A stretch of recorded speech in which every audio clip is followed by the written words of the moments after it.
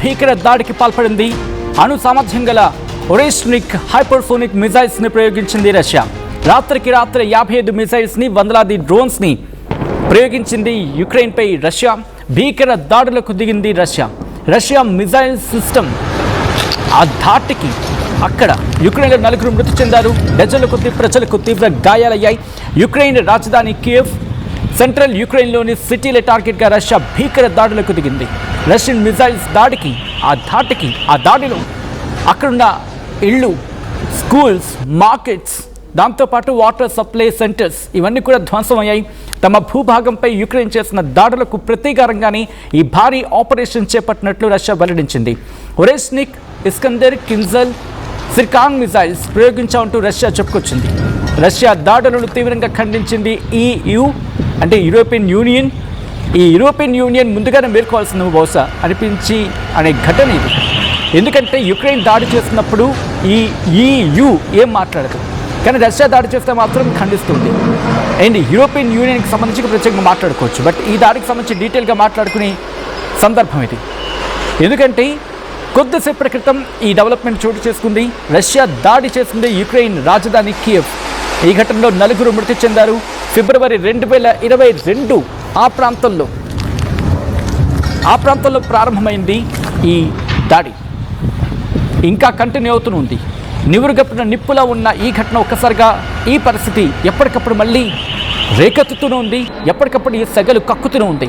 మీరు చూడొచ్చు ఆ మిజైల్స్ ప్రయోగిస్తున్న సందర్భం. ఈ కథనం మిమ్మల్ని కాస్త కలవరపరచవచ్చు. అయితే మిమ్మల్ని కలవరపాటుకు గురి చేయడం RTV ఉద్దేశం కాదు, కానీ ఇటువంటి కథనాలు చూసినప్పుడు కాస్త కలవరపాటుకు గురే అవకాశం ఉంటుంది. కాబట్టి దీనికి సంబంధించి తగిన జాగ్రత్త తీసుకోవాలని RTV సూచించడం జరుగుతోంది. రష్యా దాడికి పాల్పడింది యుక్రెయిన్ మీద. ఈ ఘటనలో 4 మృతి చెందారు. రష్యా యుక్రెయిన్ రాజధాని కియవ్ పరిసర ప్రాంతాల్లో ఇటు మ్యాసివ్ మిజైల్స్తో, డ్రోన్ దాడులతో దాడికి పాల్పడింది. ఈ ఘటనలో 4 మృతి చెందారు, పదుల సంఖ్యలో గాయాలయ్యాయి. ఈ మాట యుక్రెయిన్ అథారిటీస్ చెప్తూ ఉన్నాయి.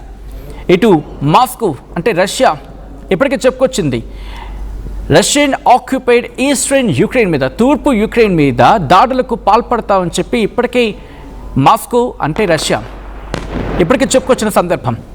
అయితే రష్యా కూడా కన్ఫర్మేషన్ చేసింది. ఇటు ఒరెస్నిక్ హైపర్సోనిక్ బెలిస్టిక్ మిజైల్స్ని యుక్రెయిన్ మీద ప్రయోగించాం, రాత్రికి రాత్రి ఈ దాడులకు పాల్పడ్డామంటూ చెప్పుకొచ్చింది రష్యా. ఆ న్యూక్లియర్ క్యాపబుల్ వెపన్స్ ఇవి, అంటే న్యూక్లియర్ క్యాపబిలిటీ ఉన్న వెపన్స్ని ఇక్కడ ప్రయోగించడం జరిగింది. ఇది 3వసారి. ఈ 4 ఏళ్లలో న్యూక్లియర్ క్యాపబుల్ వెపన్స్ని ప్రయోగించడం ఇది 3వసారి అని చెప్పి ఇంటర్నేషనల్ మీడియా కోట్ చేస్తుంది. ఇదే అంశానికి సంబంధించి డిఫెన్స్ మినిస్ట్రీ ఒక స్టేట్మెంట్ కూడా రిలీజ్ చేసింది.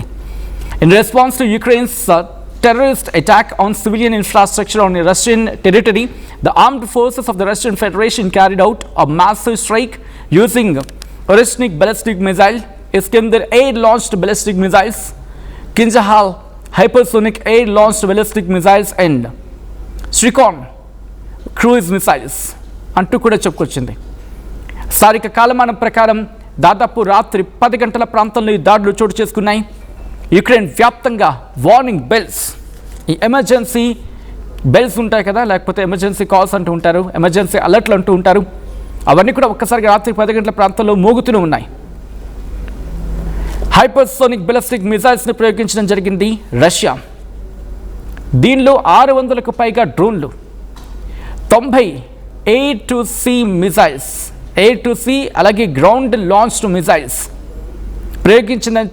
ప్రయోగించింది రష్యా అని యుక్రెయిన్ చెబుతూ ఉంది. యుక్రెయిన్ ఎయిర్ ఫోర్స్ చెబుతూ ఉంది.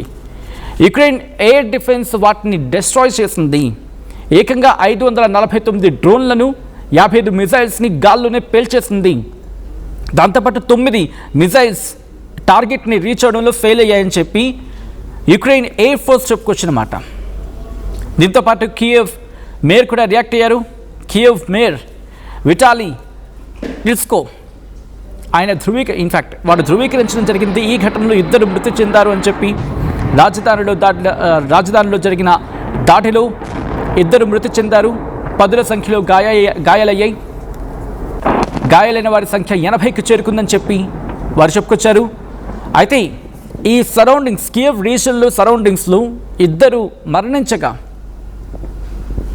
9 మంది గాయపడ్డారు. ఈ పరిసర ప్రాంతాల గురించి మాట్లాడిన సందర్భంలో వాళ్ళు చెప్పుకొచ్చింది. ఇది దాదాపుగా 40 ప్రాంతాల్లో ఈ రాజధాని నగరంలోని పలు జిల్లాల్లో ఈ రాజధాని ప్రాంతంలోని పలు జిల్లాల్లో దాదాపు 40 ప్రాంతాల్లో ఈ దాడులు జరిగాయి. ఈ దాడులకు సంబంధించి డ్యామేజ్ తీవ్ర స్థాయిలో ఉంది అనేది, అంటే అవి నివాస గృహాలుతో పాటు మరికొన్ని. కియవ్ మిలిటరీ అడ్మినిస్ట్రేషన్ హెడ్ టైమూర్ చెంచుకో చెప్పుకొచ్చారు. అంటే అర్థం చేసుకోవచ్చు అక్కడ పరిస్థితి ఏంటి అనేది. దీంతో పాటు వాళ్ళు ఏమంటున్నారు, ఇంకా the capital has come under mass ballistic missile attack. అంటే రాజధాని ఇటు బాలిస్టిక్ మిసైల్ అటాక్తో దద్దరిల్లింది అనేది వాళ్ళు చెప్పుకొచ్చిన మాట. సరే, బట్ ఎందుకు ఇప్పుడే జరుగుతూ ఉన్నాయి? ఈ టైమింగ్ గురించి మాట్లాడుకునే సందర్భం ఇప్పుడు ఏముంటుంది, EU దాడిని ఖండిస్తూ ఉన్నాం అని చెబుతూ ఉంది. కానీ దాడికి పాల్పడింది ఎవరు? ముందుగా యుక్రెయిన్ కదా మొన్నటికి మొన్న దాడికి పాల్పడింది. ఆ తర్వాత రిటాలియేషన్లో ఈరోజు రష్యా దాడికి దిగి ఉండొచ్చు కాక. అంటే న్యూక్లియర్ క్యాపబిలిటీ ఉన్న మిసైల్స్ని ప్రయోగించడం అంటే మామూలు విషయం కాదు. ఒక ఇండైరెక్ట్ వార్నింగ్ ఇది. అంటే ఒకవేళ మీరు కనుక ఆలోచించకుండా ఇంకా దాడికి తెగబడిన దాడికి దిగిన పరిస్థితులు ఇంకా దారుణంగా ఉంటాయని చెప్పి హెచ్చరిక జారీ చేయడం. సో విజువల్స్ మీరు చూస్తూ ఉన్నారు. ఈ కథనం మిమ్మల్ని కాస్త కలవరపరచచ్చు. అయితే మిమ్మల్ని కలవరపాటుకు గురి చేయడం RTV ఉద్దేశం కాదు. కానీ ఇటువంటి కథనాలు చూసినప్పుడు కాస్త కలవరపాటుకు గురి అవకాశం ఉంటుంది. కాబట్టి దీనికి సంబంధించి తగిన జాగ్రత్తలు తీసుకోవాలని RTV సూచించడం జరుగుతోంది. This is disturbing content viewer discretion is highly advised. ఒక్కసారి ఆ దృశ్యాలు చూద్దాం.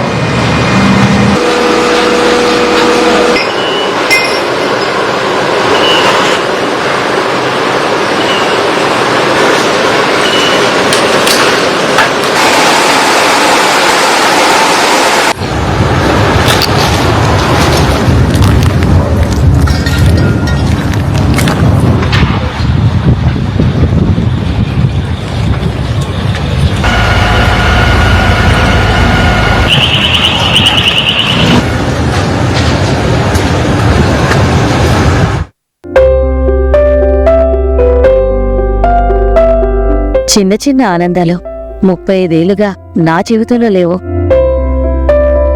35 ఏళ్లుగా నేను డైపర్లలో బ్రతికాను. 6 సెంటీమీటర్ల ఫిస్టులా నా మూత్రాశయంలో లీకు కారణమైంది. ఎవరూ నాకు సహాయం చేయలేకపోయారు. AINUలో వైద్యులను కలిసే వరకు. అక్కడ వారు రోబోటిక్ శస్త్రచికిత్సతో నాకు పరిష్కారం ఇచ్చారు. వారు నా ఆత్మవిశ్వాసాన్ని కూడా తిరిగిచ్చారు. Precision care makes it possible. The Center for Robotic Surgery at AINU